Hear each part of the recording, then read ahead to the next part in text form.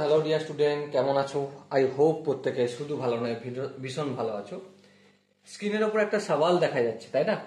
তো প্রশ্নটা কি বলেছে দেখো, সাইন থিটা ইকুয়াল টু কি বলা রয়েছে, x square minus y square upon x square plus Y square, এটা আমাদের বলা রয়েছে। আর নির্ণয় কি করতে হবে, কস থিটা এর ভ্যালু নির্ণয় করতে হবে আর কট থিটা এর ভ্যালু নির্ণয় করতে হবে। ওকে, তো চলো আমি নির্ণয় তো করবো, কিন্তু নির্ণয় করার আগে আমরা একটা আইডেন্টিটি লিখবো, যেটা আমরা ক্লাস 10-এ অলরেডি শিখে আসছি, এমনটা নয় যে শিখিনি। সেটা কি? সেটা হচ্ছে sine square theta plus cos square theta equal to 1 হয়। এই আইডেন্টিটিটা কি আমরা জানি? হ্যাঁ জানি। তাহলে যদি এটা ঠিক হয় তাহলে এবার দেখো, cos square theta equal to 1 আর সাইন স্কোয়ার থিটাটা সমানের বাম দিকে আছে, এটা বাম দিক থেকে ডান দিকে নিয়ে গেলে মাইনাস সাইন স্কোয়ার থিটা হবে। ওকে, নো প্রবলেম। সো এবার দেখো 1 মাইনাস সাইন থিটার ভ্যালু কত, x square minus y square upon x square plus Y square, এই পুরোটা হোল স্কোয়ার। হ্যাঁ ঠিক। এবার একটা কথা বলো, এ বাই বি তার পুরোটার হোল স্কোয়ার মানে আমরা এটা লিখতে পারি এ স্কোয়ার বাই বি স্কোয়ার। হ্যাঁ ঠিক, লিখতে পারি, কোনো আপত্তি নেই। তাহলে যদি লিখতে পারি তাহলে সেটাই লিখি, এই x square minus y square পুরোটা whole square divided by x square plus Y square তার হোল স্কোয়ার। এবার দেখো এলসিএম টেলসিএম নিয়ে যোগ বিয়োগ করছি, x square plus Y square তার হোল স্কোয়ার লিখলাম, এখানে একের সঙ্গে x square plus Y square তার হোল স্কোয়ারের মাল্টিপল হয়ে যাবে। So x square plus Y square তার whole square minus x square minus y square তার হোল স্কোয়ার, কারণ এটা ভাগ করলে এক হয়, এককে লব দিয়ে গুণ করলে এটাই হয়ে যায়।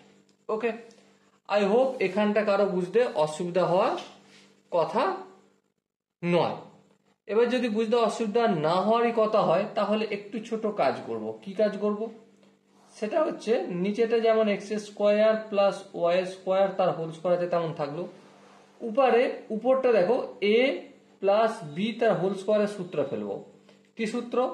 এ স্কোয়ার বলতে এক্স স্কোয়ার ছিল, তার স্কোয়ার হয়ে গেলে এক্স টু দি পাওয়ার 4 হয়ে যাবে, প্লাস বি স্কোয়ার মানে ওয়াই স্কোয়ার ছিল, তার ওভার স্কোয়ার হলে ওয়াই টু দি পাওয়ার 4 হয়ে যাবে, প্লাস 2ab বলতে X square into Y square হবে।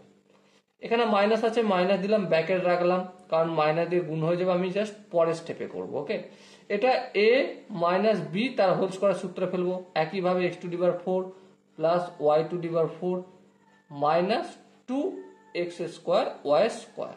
ওকে, এখানটা যদি বোঝা যায় তাহলে ধ্যান দিয়ে লক্ষ্য করো,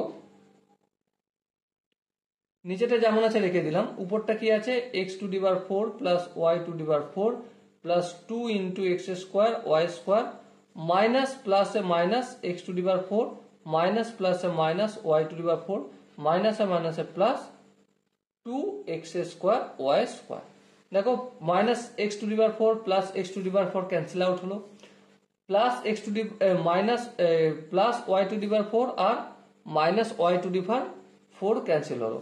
সো কি বেঁচে আছে, এখানে দুটো এক্স স্কোয়ার ওয়াই স্কোয়ার আর এখানে দুটো এক্স স্কোয়ার ওয়াই স্কোয়ার, তার মানে 4টে এক্স স্কোয়ার ওয়াই স্কোয়ার। হ্যাঁ ঠিক, 4 মানে কি, আমি 2xy এই পুরোটার স্কোয়ার লিখে দেবো, আর এখানে X square plus Y square তার হোল স্কোয়ার ছিল।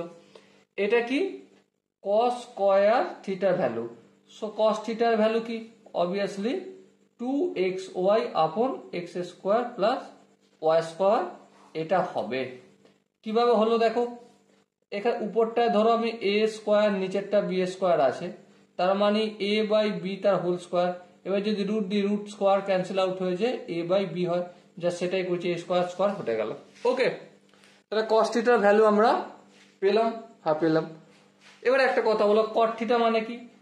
কট theta equal to cos theta upon sine theta. cos theta মানে কি? cos থিটা মানে এই যে বের করেছি আমরা 2xy upon x square plus y square. আর sin থিটার ভ্যালু কি ছিল? x square minus y square upon x square plus y square. এবার দু জায়গার এই হর এক, তাহলে ক্যান্সেল আউট হয়ে যায়। হ্যাঁ, তাহলে কি আছে বেশি আমাদের?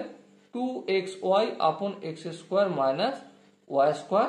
সো এটা হলো আমাদের cot থিটা এর ভ্যালু। ওকে, আই হোপ প্রত্যেকে এই কোশ্চেনের কনসেপ্টটা বুঝতে পেরেছো। যদি কোনো জায়গায় বুঝতে অসুবিধা থাকে, কনফিউশন থাকে, তো কি করতে হবে? কমেন্ট সেকশন রয়েছে, কমেন্টে অবশ্যই জানাতে হবে। ওকে, সো দেখা হচ্ছে নেক্সট ভিডিওতে। ততক্ষণ পর্যন্ত ভালো থেকো, সুস্থ থেকো এবং জয় হিন্দ।